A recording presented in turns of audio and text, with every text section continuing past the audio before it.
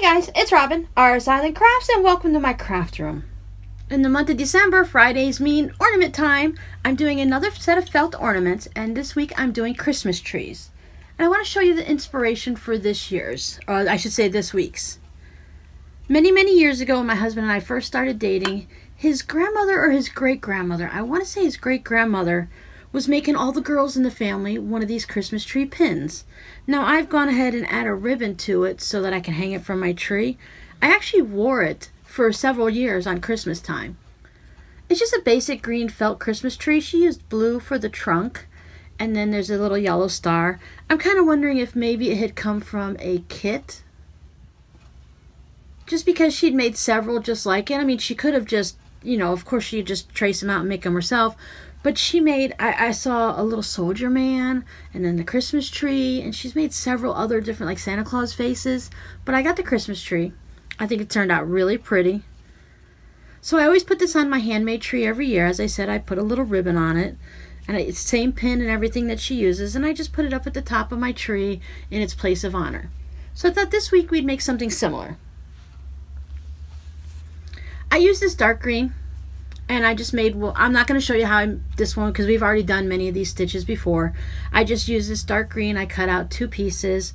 I have the embroidery floss for the hanger, that same color that I used to just whip stitch around here. I have just a little bit of stuffing in it. And I used the colonial knots and then just some little X's in the white. I wanted a very simple tree, like maybe it'd been out in the forest, and it just had a little bit of a sparkly on it. And this is just something to go through really quick. You don't have all the supplies for the next one we're going to make, and you want to make something. Now there's many trees that we can make for felt ornaments and fabric ones, and throughout next year we're going to make more Christmas trees because it's Christmas. You know, it's all about the Christmas tree, really, in my opinion. I love decorating the tree and putting the lights on. I used to, well, even as an adult, but I say I used to as a child love to lay on my back underneath the tree and just look up and watch all the lights changing colors and sparkling around everywhere. I actually did it when my kids were little too. I lay right down on the ground with them. Now right now, you see my tree on some of my videos. I just have a little, it's a little 3-foot, 4-foot tree that's sitting on a table, so I don't have to lay on the floor because, let's face it, it's getting harder to get up off the floor now. So I'm going to be making this one, and this time we're going to go ahead and sort of replicate this. I don't have a star for the top. I'm going to go ahead and skip that part, but I am going to use some beads and sequins. See, I can remember that name. But I want to show you how I cut it out first. Remember I mentioned that I use freezer paper when I do my felt ornaments? I cut out this design. Once again, just go online, use your, this one is from a cookie cutter. Look for coloring book pages, anything you can find online. There's always tons of ornament designs for felt. So this is freezer paper. Now I bought this big old 75 square feet of freezer paper when I started doing the hexagons, the English paper piecing hexagons. I bought this many years ago, and I still have a lot of it because, let's face it, 75 feet is a lot when you're just using up little pieces like this. This may or may not be my second box because it has so many good uses, but I believe this one is at least 6 years old. So I took my little cookie cutter shape that I put on a manila folder. I traced it onto a piece of freezer paper. Then I put the freezer paper onto one piece of my green felt, and when I go ahead and iron it, I'll go ahead and show you. Now these freezer paper pieces, you can use these probably a good 10 or 12 times. They're reusable. It's probably a little bit less with the felt because it tends to, the little pieces of felt tend to stick on here. But if you were using them for the EPP hexagons like I did, I used mine over and over again. So I cut out a square piece of felt, and I took my iron, I turned off my steam, and I have it at a wool setting so it's not too hot because I'm using acrylic felt. And I figure if you're using felt, it's either going to be acrylic or wool, so the wool setting works good. And then I just quickly pressed it down onto my felt. And see, it holds it on there. I took a second piece of felt, put it behind it, and I just took my scissors and I cut all around it. And then I have 2 matching pieces, and as you can see, the freezer paper peels right off easily. A little bit of a satisfying sound when it peels off. my pieces match up perfectly. Sometimes you might get flipped, so you'll have to flip them back. But there's no ink marks on it anywhere. I didn't have to struggle with anything. Once again, when I had it on there, I was just using my little binder clips to hold it down so I can trace around it so they stay together. A piece this small, if you put pins through the paper and both pieces of felt, it kind of gets a little bit out of whack. And the little clippies here, if you don't have these, you can use paper clips or clothespins. It holds it nicely and it doesn't warp any of the material. So I can just trim around it, just move them around, and then I have my two pieces that are matching. Because I was really surprised when I started doing felt at how hard it is to get two matching pieces. Now I'm only going to decorate mine on the front. You could make it reversible if you want, so if it spins on the Christmas tree you could see both sides, but one side decorated is plenty for me. So I'm going to go ahead and set my extra piece aside. I'll keep my little inspiration here so that we can see it. I have a little plastic container here of sequins. I love to buy those felt stockings, the little the make your own felt stocking kits that they have at like Michael's and Joann's. I wait till the after Christmas sale when they go on sale. It's kind of hard to get them though because they're very popular. And inside those kits, you get all these different sequins and beads. There's always more than enough, like more than enough to make like 2 stockings. So I save them in one of these little containers. And a lot of times these you can find them at the dollar stores or even in the fishing department, where you might have little nails or screws in these. So anytime I find a little container, I always save it. Now this one I can tell that it probably had nails in it, or like I said, little screws or something to hang pictures, because when you buy it at the store it's hanging like this. Now I'm holding tight because while it's a good, I mean it's closed, I don't want to trust it too much, you know. But what we're going to need to do, the easiest way to do sequins is if you have sequins and then a little bead. Now you can do it with just a sequin, and I'll show you how to do that, but I'm going to also show you how to do it with the bead. Let's do it with just a sequin first. And I also have a container of what they call bead soup. And that's basically a whole bunch of beads that were left over from other projects that you just mix together in a container. Now I didn't mix these on purpose. I actually purchased one of those larger crafting containers like this that have like 20 of these little squares, and they each had different color beads in it. It was shipped in the mail, but the woman didn't realize that the lids, see how they're not completely touching down there? So as it was getting shipped, all the beads got mixed together. Now that's okay, I don't mind. So I have a variety of these beads to use, and a lot of the times I can use some of the larger beads as decorations, but when we're doing the sequins, these little tiny itty bitty beads, you see how small they are? They work really well for attaching sequins. But as I said, we can do them without that. By the way, I found this container at the Dollar Tree. They're really nice. They're in for the food containers and stuff, but it's got a nice locking lid. Hubby keeps cookies in his and they stay nice and fresh. So these are really good lids. I can knock it around a little bit. I don't want to knock it off the table or anything, but everything stays nice and secure. See, you hang out with me and you're always going to get some type of extra information that you didn't expect, right?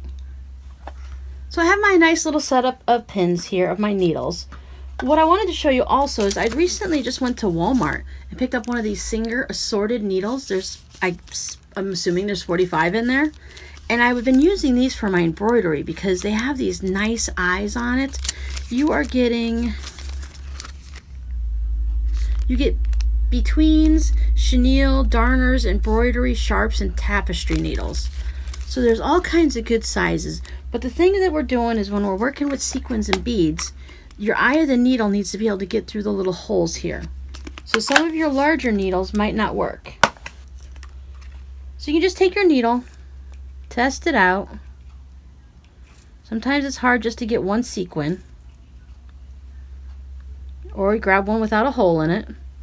Okay, here's a couple. So you're just going to put it through. Make sure your needle goes all the way through so that you're going to be able to attach these to your ornament. I'm just using one of the little ones from up in this section here. I don't know what it's called. I just know that it works. I have some light gray thread available to me, so I'm going to use that. That way I don't have to change it for every single color that we're doing.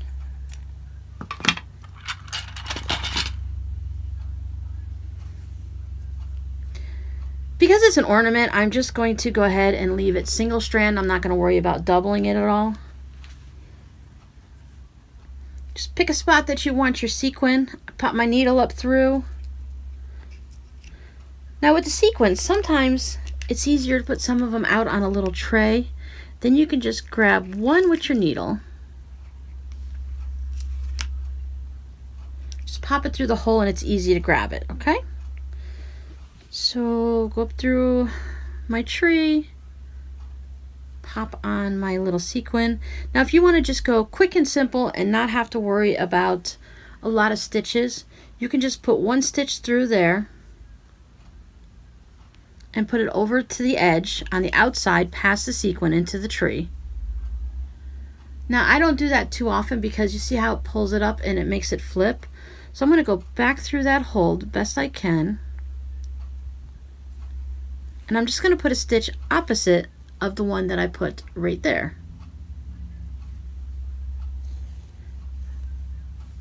And there, that's going to help my sequin lay flat. Now look, I just put a Christmas tree ornament or a light on the tree, however you want to look at it. And then maybe I want to put a green one on. Now just go ahead and travel right over here. If you get a nice variety pack of sequins, you can add all kinds of colors on it. These are just the ones that I have right now without digging through my stash and trying to find all the other ones. As I said, most of the times I don't buy sequins, I just get the ones that are left over from those wonderful felt kits.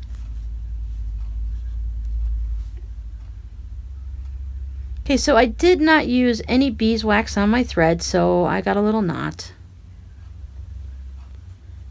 If you don't like to have your thread showing on your little sequin like this, do your sequins in a color order. So maybe you want to do all your white ones first, have white thread, then switch over to the green ones. And that's it. That's as hard as it is to put a sequin down on one of these ornaments. Now let's go ahead and put one down using a bead. I'm going to probably have to switch my needle to a beading needle. Can you see how tiny that little eye is there and how thin the needle is? A lot of times bead needles tend to bend on people because they use it so much, and they're very, very flexible. But with a little perseverance, you can go ahead and thread them. You can also use a needle threader, or if you're lucky, maybe my bead will slide right through this one. Nope, see how the bead won't slide down on there at all? Alright, so I had to go and break out my needle threader. Have you guys ever seen these? These are just a simple basic one with a little wire. Normally it has a little metal lady's head, but the wires always pull out of her head for me. So I went ahead and got the plastic ones. You just put the metal part through your eye of your needle. And you take your thread. You put that through. Now some of us might need magnifying glasses, and then you just pull your needle through and it's threaded. And then once it's threaded, you try to never pull it off again, and you use the same needle over and over and over again. Alright, so now I'm going to put my sequin on. I'll pick a red one this time. And of course these slide down on the beading needles, no problem. Now you can choose, do you want to have a red bead on top of there, a black? You can have a clear. I have some of these that are, they're a clear bead, but they have a black center. Let me show you in the container here. So they'll add a little bit of a shine to it. So I'm going to bring my needle, I have my thread, it's gone through my sequin from the back of my felt. I've now put it through my bead. I put my bead all the way down. Now I'm going to take my needle and I'm going to go back through my sequin, and my bead is still sitting right there. Okay, so here's my bead still sitting on my thread. I went through it once, but I'm going back down through my sequin, so it's gone through the sequin twice. And when I pull it slow, my bead will go right on there. If I just push it over a little, there we go. Now that bead is holding the sequin in place. The sequin doesn't have any thread going around it here, so it's a nice clean thing. Now I can just keep adding them on with this needle. I do not have to switch back to a regular needle. You can use it, it's sturdy enough to use like to put these on. You're not going to really like sew anything with it, but for adding sequins and beads and whatnot, it's perfect. Once again, just one sequin, not 2 or 3. This time I'm going to add a red bead. Like I said, sometimes if you put them down, it's easier to pick them up, but if you just stick your needle in there, you can grab one.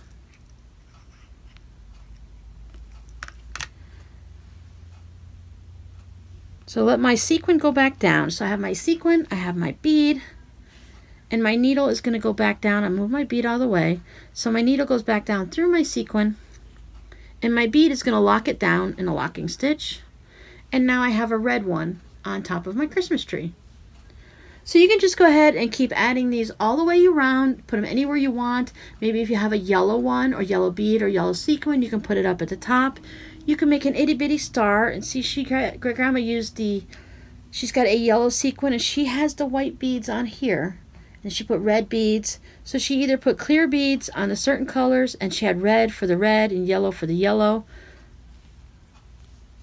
These don't look like they're blue. Nope, they're clear. So that's how she held hers down, the same way. So this has been a way to do it for years and years now. I thought I did something wrong for a second.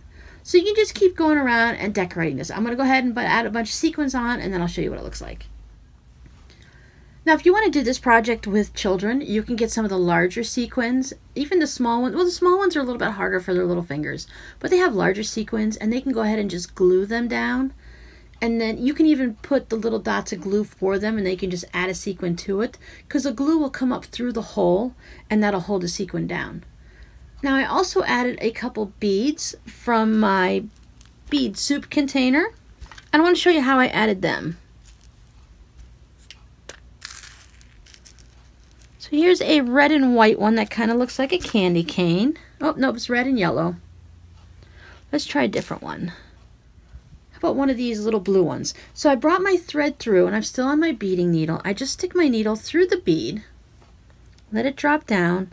Now I can either stitch it like this, and I could sew it down like the sequin, but what I do is I just bring my thread forward just about the length of the bead, and I go back down through the felt, and this is going to make it lay on its side.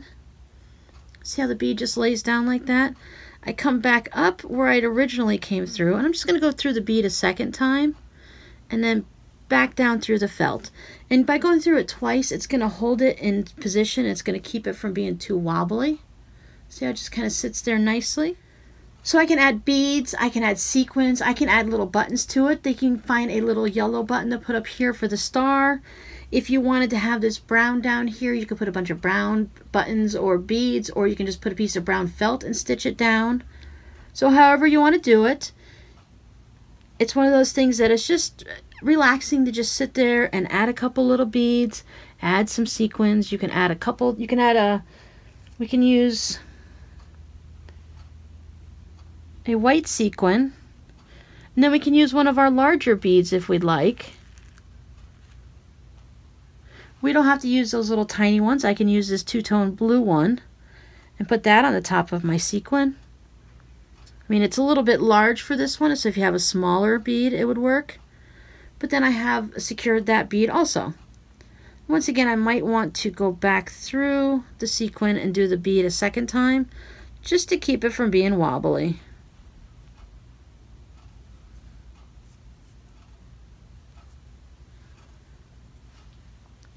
So like I said, Great Grandma did a much better job adding hers. She has a smaller one for a pin, but we can go ahead and cover this. If we were to go specifically shopping to find exactly what we need, then we can go ahead and add our buttons and beads and sequins and have it look like a nice decorated tree. You could take your needle and line up all your little white beads on it, and you could put it on like garland. So the creativities with these projects are really endless. I'll go ahead and just finish this off.